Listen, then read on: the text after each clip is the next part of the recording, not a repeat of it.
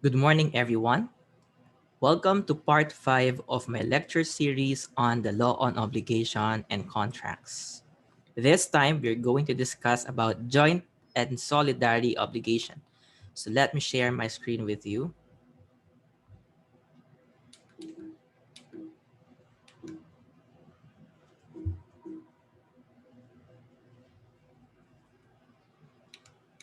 Okay, different kinds of obligation.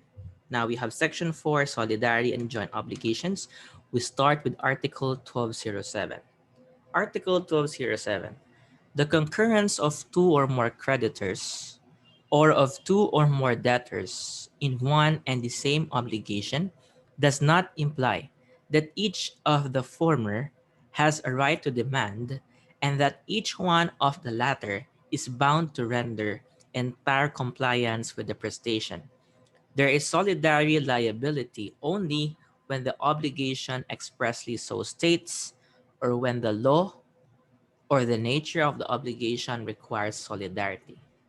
If from the law or the nature of the wording of the obligations to which the preceding article refers, the contrary does not appear, the credit or debt shall be presumed to be divided into as many shares as there are creditors or debtors, the credits or debts being considered distinct from one another, subject to the rules of court governing multiplicity of suits.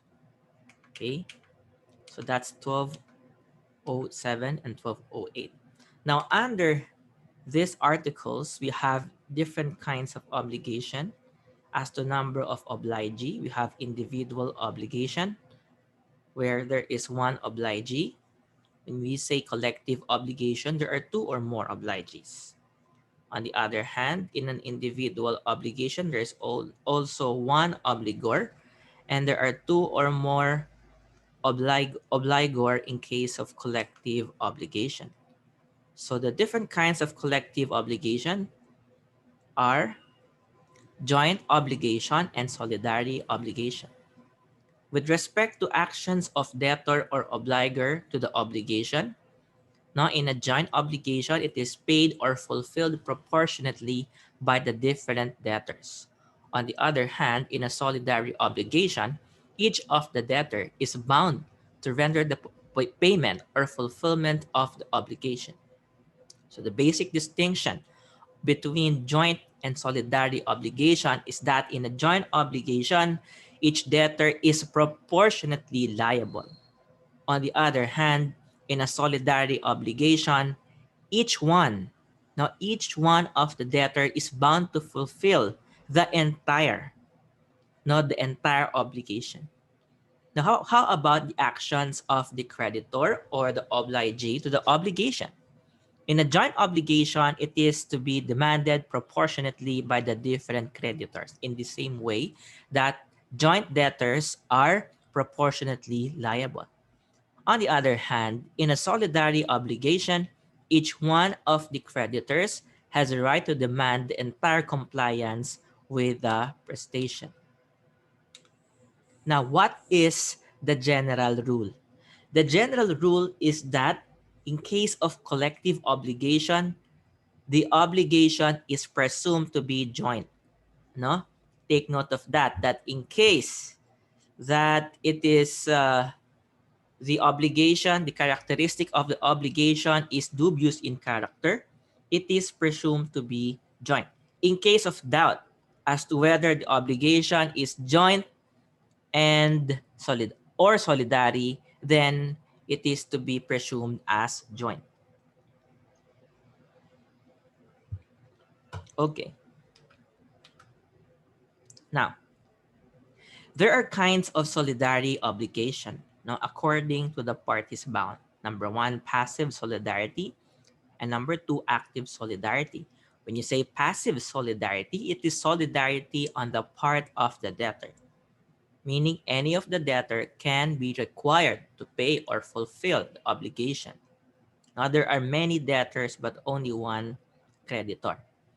On the other hand, active solidarity is solidarity on the part of the creditors, where any one of them can demand the fulfillment of the entire obligation. In active solidarity, there's only one debtor and many creditors. Third is mixed solidarity, meaning solidarity on the part of the debtors and creditors alike, where each one of the debtors is liable to render and each one of the creditors has a right to demand entire compliance with the obligation. Okay, according to source, it can be legal solidarity or solidarity imposed by law, conventional solidarity or solidarity that is agreed upon by the parties, real obligation, it is imposed by the nature of law, example, workmen's compensation law. Okay, so take note of these three. If solidarity is imposed by law, then it is called as legal solidarity. No? One of the examples where legal solidarity is imposed by law is in case of joint tortfeasors. No? The obligation imposed by law is what? Solidarity. Okay. Now, as a rule, solidarity is not presumed. As we have stated a while ago, the presumption is joint and not solidarity. No? The presumption when there are two or more persons in the same obligation is joint and not solidarity. Now we go to Article 1209. If the division is impossible, the right of the creditors may be prejudiced only by their collective acts, and the debts can be enforced only by proceeding against all the debtors. If one of the latter should be insolvent, the others shall not be liable for his share. Now, Article 1209 speaks of joint indivisible obligation. Now, it is joint. When you say joint indivisible obligation, it is joint in the sense that the liability of the debtors are divided proportionately among themselves. But it is indivisible in the sense that it can only be complied all at once. No, it cannot be partially performed. That is what you mean by joint indivisible obligation. Now, this obligation constitutes the middle ground between a joint obligation and a solidary obligation. Now, let us remember again that when you say joint indivisible obligation, this is not synonymous with a solidary obligation. A joint indivisible obligation is the middle ground between a joint obligation and a solidary obligation. Only that in a joint indivisible obligation, it is joint in the sense that if each of the joint debtors are liable proportionately to their shares, while the entire prestation may not be performed partially. It can only be performed all at once. Now, we go to Article 1210. The indivisibility of an obligation does not necessarily give rise to solidarity, nor does solidarity of itself imply indivisibility. So Article 12 class presents the dichotomy between indivisibility and solidarity of obligation. Class, when you say solidarity, it connotes, it pertains to the obligation of the debtors. Whether the debtors can be held liable to perform for the entire obligation. That is solidarity. When it comes to divisibility or indivisibility, this pertains as to whether the obligation can be performed in parts or not.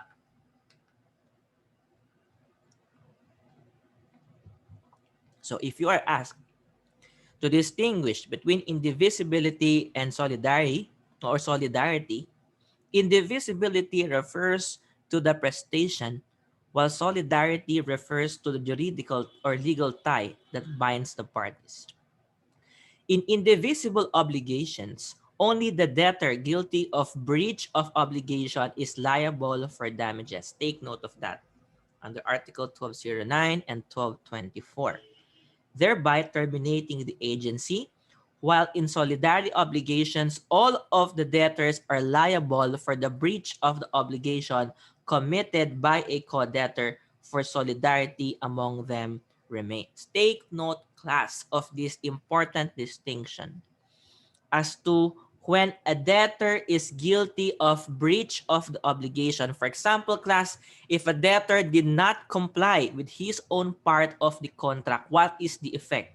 Are the other debtors, are the other innocent debtors, I should say, liable for the payment of damages? It depends. In case that the obligation is indivisible, only the guilty debtor is guilty. Only the guilty debtor rather is liable for damages.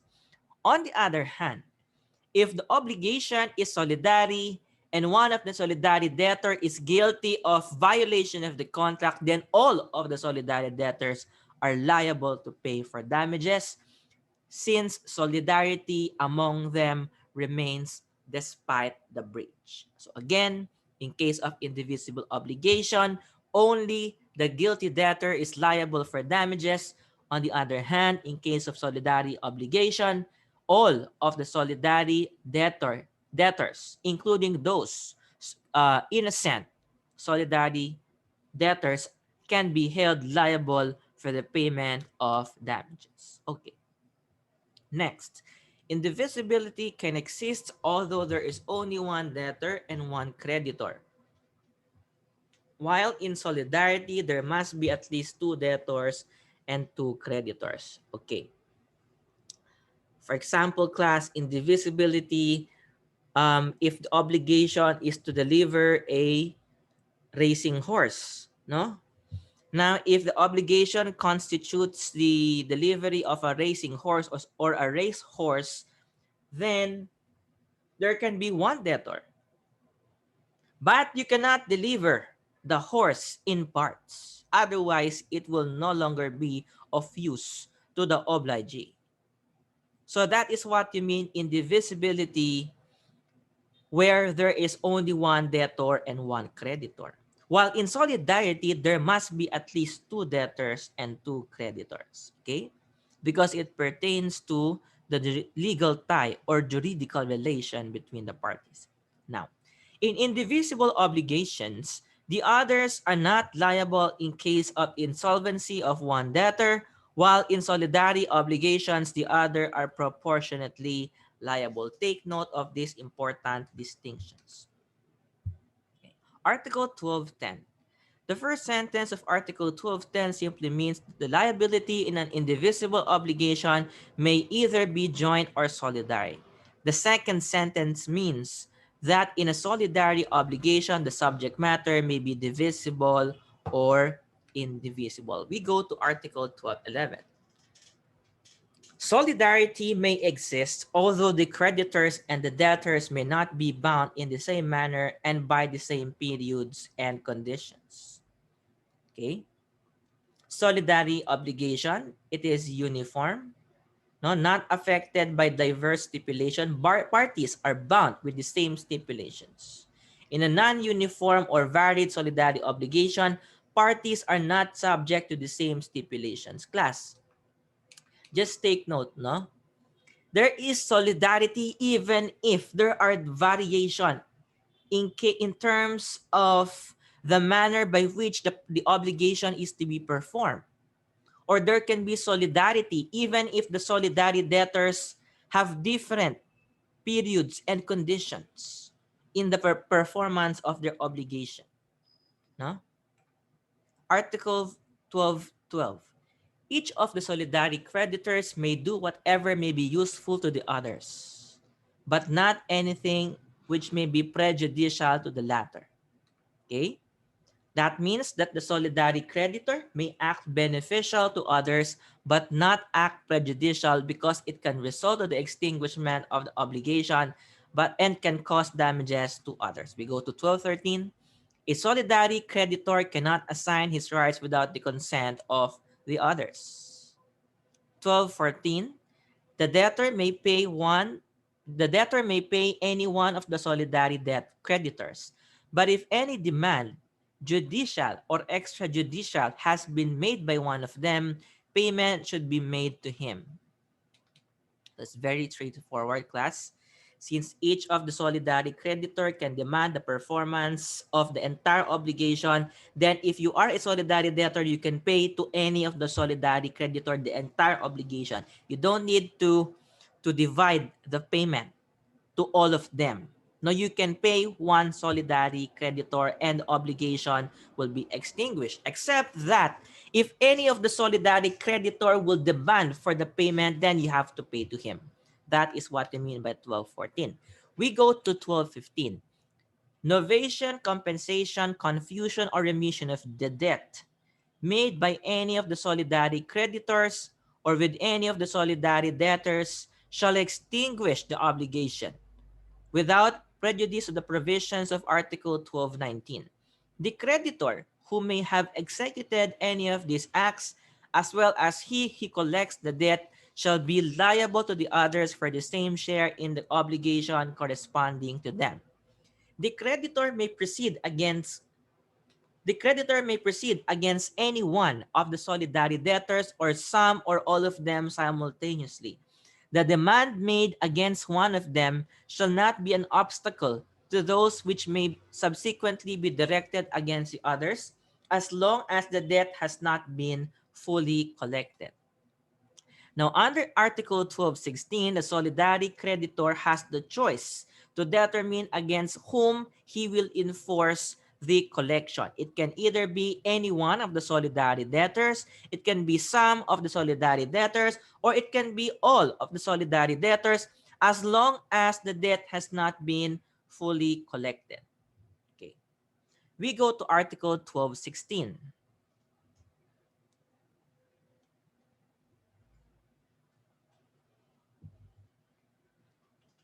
The creditor may proceed against any one of the solidarity debtors or some or all of them simultaneously.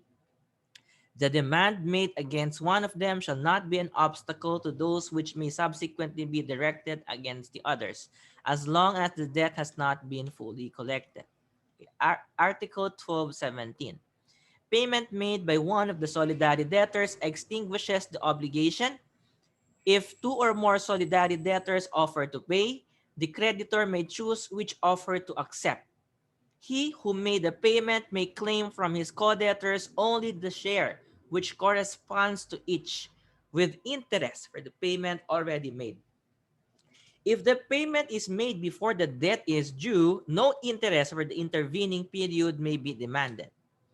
When one of the solidarity debtors cannot, because of his insolvency, reimburse his share to the debtor paying the obligation, such share shall be borne by all his co-debtors in proportion to the debt of each. Take note, class. Article 1217 is an important provision. This has been the subject of uh, some examinations. No? So please take note. Memorize Article 1217. Now, what are the effects of payment by a solidarity debtor?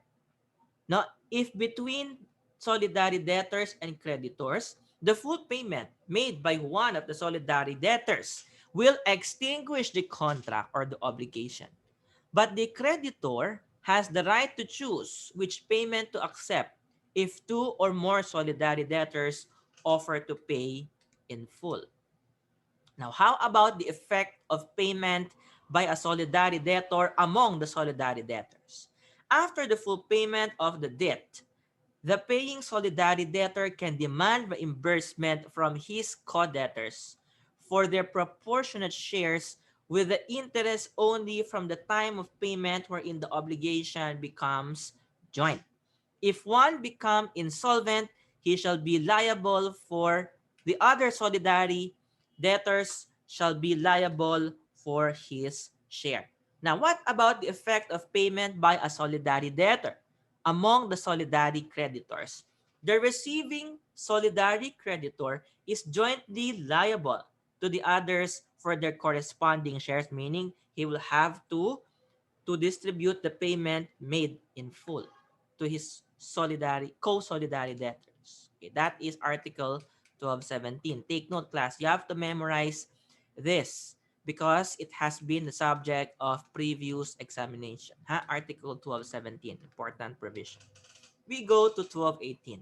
Payment made by a solidary debtor shall not entitle him to reimbursement from his co-debtors if such payment is made after the obligation has prescribed or has become illegal. The remission made by the creditor of the share, which affects one of the solidary debtors, does not release the latter from his responsibility towards the co-debtors in case the debt had been totally paid by any one of them before the remission was effected. Take note, class. Article 1219 is also a good source of exam, or a good source of topic that has been asked in the examination. So please memorize Article 1219.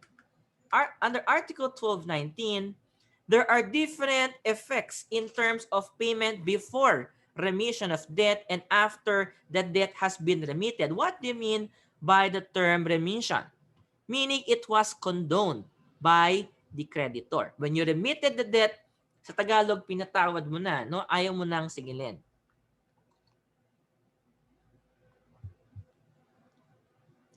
Now, what is the effect of payment before remission?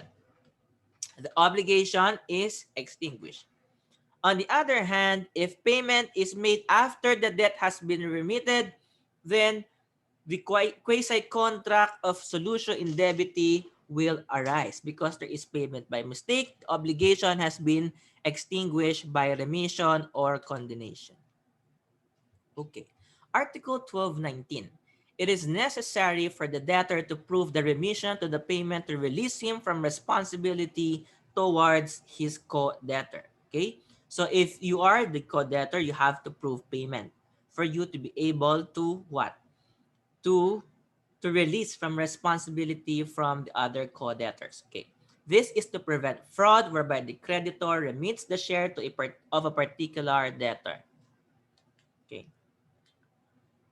Now, what about the consequences of the remitted debtor before remission, after remission, and when a co-debtor becomes insolvent? Now, for example, it happens, class, that the solidary debtor will condone, will no longer collect from a single debtor or single solidary debtor, but leaving the rest liable. What are the consequences? Remember, class, master these rules. No? This has been the topic of examinations. Okay. Now, if a solidary debtor has been condoned, no? Before the debt is remitted, what is the consequence? He is liable if the paying debtor paid in full. No? If the payment is made in full before remission, then the debtor remains to be liable. Why? Because before remission, there was already payment in full which have extinguished the obligation. On the other hand, after remission, then he is not liable if the paying debtor paid in full because his obligation with respect to the creditors or the solidary creditors has been condoned already. And therefore, if his obligation has been condoned and other solidary debtors will pay in full, then he will not be liable. No, but before remission, no, if a solidary debtor will pay, then he will still be liable because payment comes first before condonation or remission of debt. What about when a co-debtor becomes insolvent? He is liable only for the co-debtor's share. Take note, class, of this third row.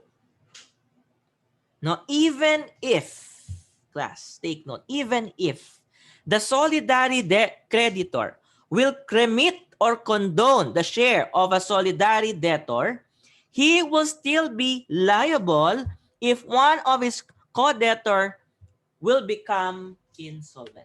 Tandaan nyo yan, class. Just so because your share was remitted by the solidary creditors does not mean that you will no longer be liable in case one of the solidary co-debtors become insolvent. You are liable only for the co-debtor's share. Okay. Tandaan niyo yan, class, ha? Tandaan niyo yan. We go to Article 1210. The remission of the whole obligation obtained by one of the Solidary debtors does not entitle him to reimbursement from his co-debtors. In case, class, that for example, if the Solidary debtor goes to the Solidary creditors and asks for remission of the debt, for the condonation of the debt, since there is no payment, the Solidary creditor or Solidary debtor is not entitled for reimbursement from his co-debtors. Otherwise, it will amount to unjust enrichment because there was no payment made, only remission of the debt. This is because the remitted debtor pays nothing to the creditor. Okay, we go to Article 1221.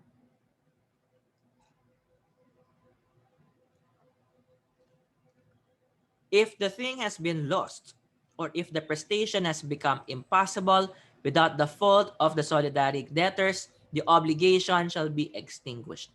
If there was fault on the part of any of them, all shall be responsible to the creditor for the price and the payment of damages and interest without prejudice to the action against the guilty or negligent debtor.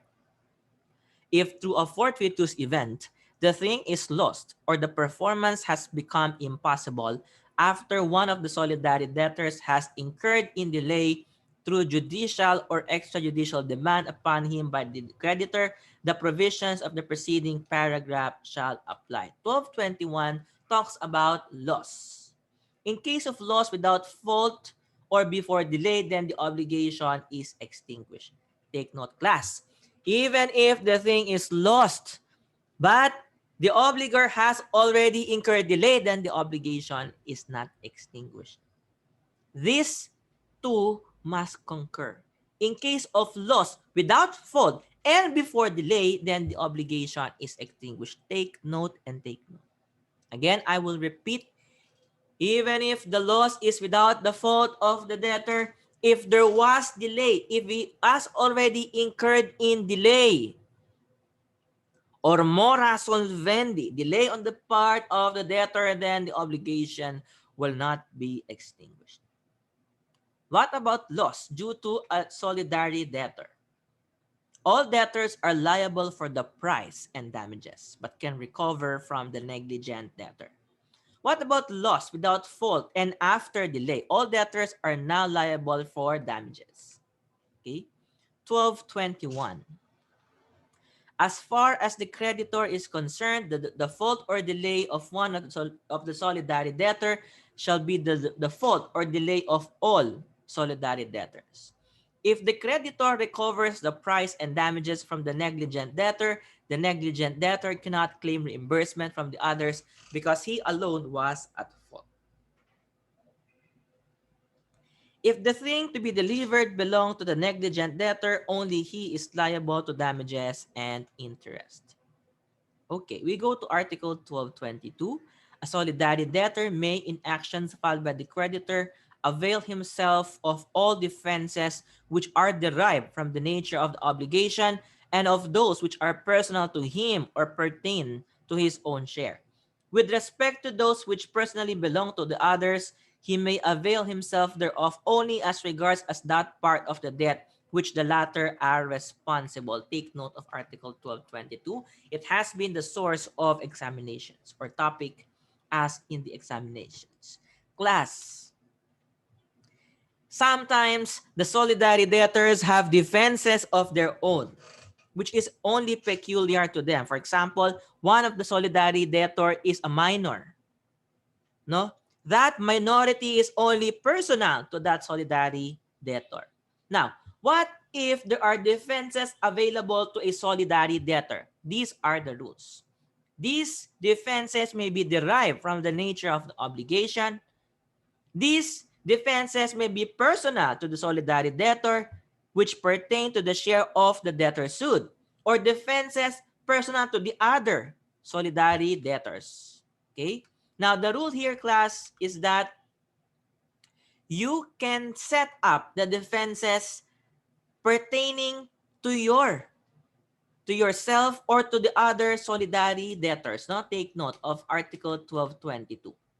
The law says that a solidary debtors in actions filed by the creditor avail himself of all defenses which are derived from the nature of the obligation or personal to him or to his own share or to the other solidary creditors or debtors. Okay? So this end my presentation. I'll see you again next presentation or next meeting. Thank you and bye.